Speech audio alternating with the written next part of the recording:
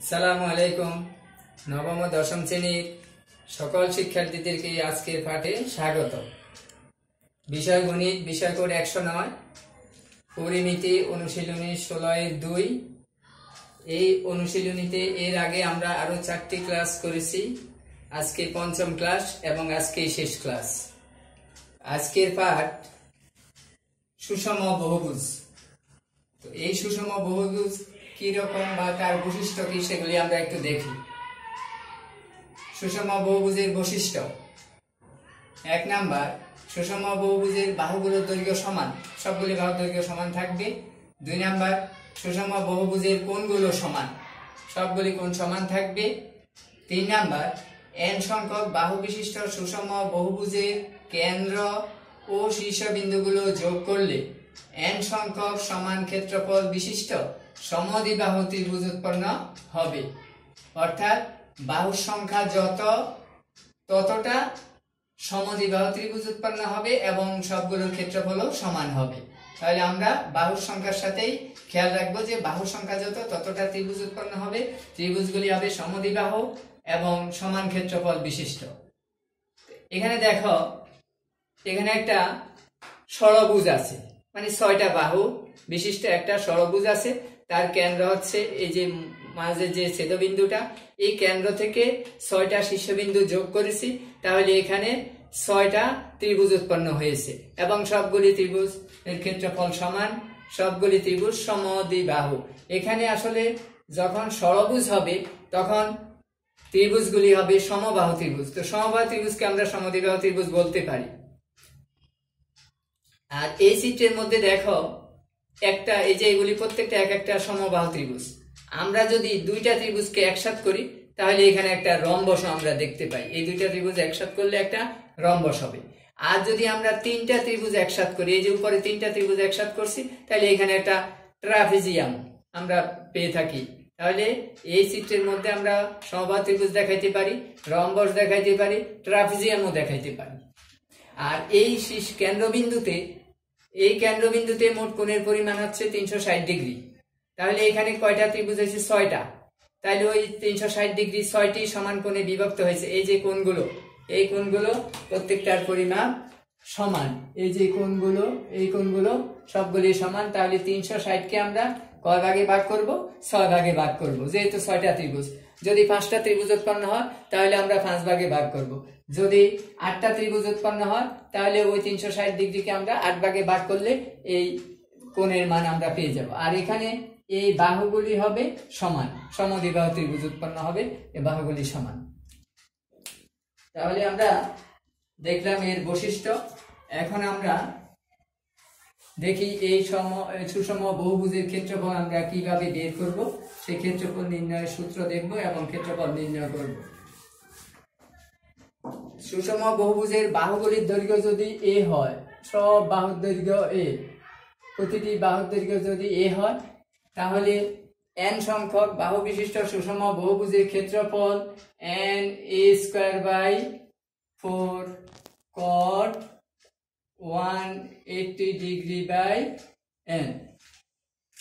বাহুর দৈর্ঘ্য বাহুর দৈর্ঘ্য a হলে n সংখ্যক সুষম বহুভুজের ক্ষেত্রফল সমান n²/4 cot 180 degree by n বর্গ একক। এই সূত্র দিয়ে আমরা ক্ষেত্রফল বের করব বাহুর দৈর্ঘ্য যদি জানা থাকে। কিন্তু বাহুর দৈর্ঘ্য যখন জানা থাকবে না, সেরকম একটা প্রশ্ন দেখি আমরা, তাহলে আমরা কিভাবে সেই সমাধানটা করব। দেখো, তোমাদের বইয়ে 13 নম্বর প্রশ্ন এবং একইভাবে একই ধরনের তোমার বইয়ে আরেকটা উদাহরণ আছে, এরকম আরেকটা প্রশ্ন আছে।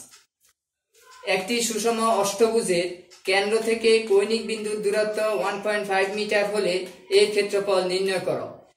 এই একটা সুষম অষ্টভুজের কেন্দ্র থেকে কৌণিক বিন্দুর দূরত্ব দেওয়া আছে, কিন্তু বাহুর দৈর্ঘ্য দেওয়া নাই। তাহলে এই সুষম অষ্টভুজের ক্ষেত্রফল আমরা কিভাবে বের করব? যখন বাহুর দৈর্ঘ্য দেওয়া থাকবে না, তখন আমরা ক্ষেত্রফল বের করব। এই যে এখানে যে ত্রিভুজ উৎপন্ন হয়েছে, এক একটা ত্রিভুজের ক্ষেত্রফল বের করে পরে আমরা যতটা ত্রিভুজ উৎপন্ন হয়েছে তত দিয়ে গুণ করলে সুষম বহুভুজের ক্ষেত্রফল বের হবে। অর্থাৎ ত্রিভুজের ক্ষেত্রফল আমরা বের করতে হবে। আর যদি বাহুর দৈর্ঘ্য দেওয়া থাকে তাহলে আমরা এই সূত্র দিয়ে করতে পারবো। উদাহরণে তোমাদের বইয়ের উদাহরণে এই সূত্র দিয়েই একটা অঙ্ক আছে, অনুশীলনীতে কোনো অঙ্ক নাই। আর অনুশীলনীতে 13 আর উদাহরণে একটা অঙ্ক আছে এই ধরনের, তখন আমাদের এই সূত্র দিয়ে করা যাবে না, আমাদের এই ত্রিভুজের ক্ষেত্রফল বের করে তারপরে আমাদের ক্ষেত্রফল বের করতে হবে। তো এই সমদ্বিবাহু ত্রিভুজ, এই দুই বাহুর সমান, বাহুগুলির দৈর্ঘ্য যদি আমাদের জানা থাকে তাহলে আমাদের ত্রিভুজ ক্ষেত্রফলের সূত্র, এবং যেহেতু অন্তর্ভুক্ত কোণ আমাদের জানা আছে এখান থেকে আমরা জানবো, তাহলে সূত্রটা হবে এরকম, half A B sine theta বর্গ একক ত্রিভুজের ক্ষেত্রফল নির্ণয় সূত্র। অর্থাৎ দুইটা বাহুর দৈর্ঘ্য জানা থাকলে আর বাহুদ্বয়ের অন্তর্ভুক্ত কোণ জানা থাকলে এই সূত্র দিয়ে আমরা ক্ষেত্রফল বের করব। এই সূত্রকে আমরা এখানে ব্যবহার করতে হবে, যেহেতু আমাদের সুষম অষ্টভুজের বাহুর দৈর্ঘ্য জানা নাই। তাহলে আমাদের প্রথমেই আমরা একটু ব্যাখ্যা দিতে হবে এই সুষম অষ্টভুজের ক্ষেত্রে বা ষড়ভুজের ক্ষেত্রে, পঞ্চভুজের ক্ষেত্রে যখন কৌণিক বিন্দুর দূরত্ব দেওয়া থাকবে। দেখো সমাধান, সুষম অষ্টভুজের কেন্দ্র থেকে কৌণিক বিন্দুগুলো যোগ করলে, যেহেতু অষ্টভুজ, তাহলে 8টি সমান ক্ষেত্রফল বিশিষ্ট সমদ্বিবাহু ত্রিভুজ উৎপন্ন হবে। অষ্টভুজ এই জন্য 8টি সমান ক্ষেত্রফল বিশিষ্ট সমদ্বিবাহু ত্রিভুজ উৎপন্ন হবে, যাদের সমান বাহুর দৈর্ঘ্য হবে 1.5 মিটার এবং সমান বাহুদ্বয়ের অন্তর্ভুক্ত কোণ হবে 360 ডিগ্রি বাই 8 বা 45 ডিগ্রি। তাহলে এই অষ্টভুজের ক্ষেত্রে আমরা ত্রিভুজের যে ক্ষেত্রফল বের করব, সমদ্বিবাহু ত্রিভুজ, বাহুর দৈর্ঘ্য 1.5 আর ওই বাহুদ্বয়ের অন্তর্ভুক্ত কোণ 45 ডিগ্রি। সুতরাং এটুকুর পরে ব্যাখ্যার পরে আমরা লিখব প্রতিটি ত্রিভুজের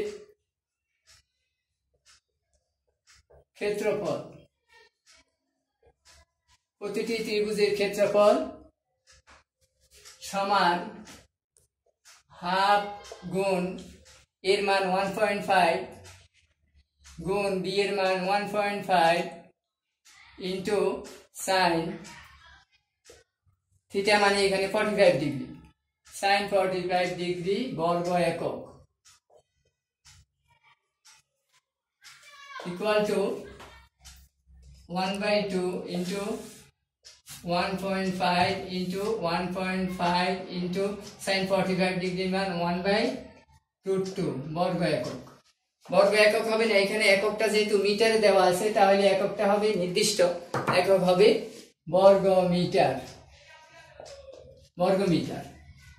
এখন আমরা গুণ করি, 1.5 into 1.5 divided by 2 into √2 মান হচ্ছে 1.4142 বর্গ একক।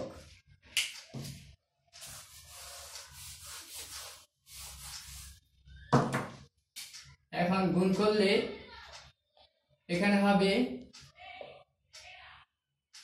2.25, এখানে গুণ করলে হবে 48282 অর্থাৎ 2.8284 বর্গ মিটার। এখন আমরা এই দুইটার সংখ্যা ভাগ দিই, 2.25 ভাগ 2.8284 equal to 0.7955 প্রায় এত বর্গ মিটার। তাহলে আমরা একটা ত্রিভুজের ক্ষেত্রফল পেয়েছি। সুতরাং আমরা এখন ওই অষ্টভুজের ক্ষেত্রফল, মানে এরকম 8টা ত্রিভুজ আছে, সুতরাং সুষম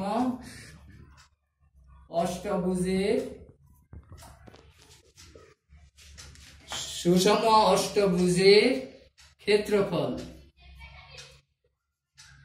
সুষম অষ্টভুজের ক্ষেত্রফল সমান 0.7955 into 8 বর্গ মিটার ইকুয়াল টু, এখন আমরা গুণ করি,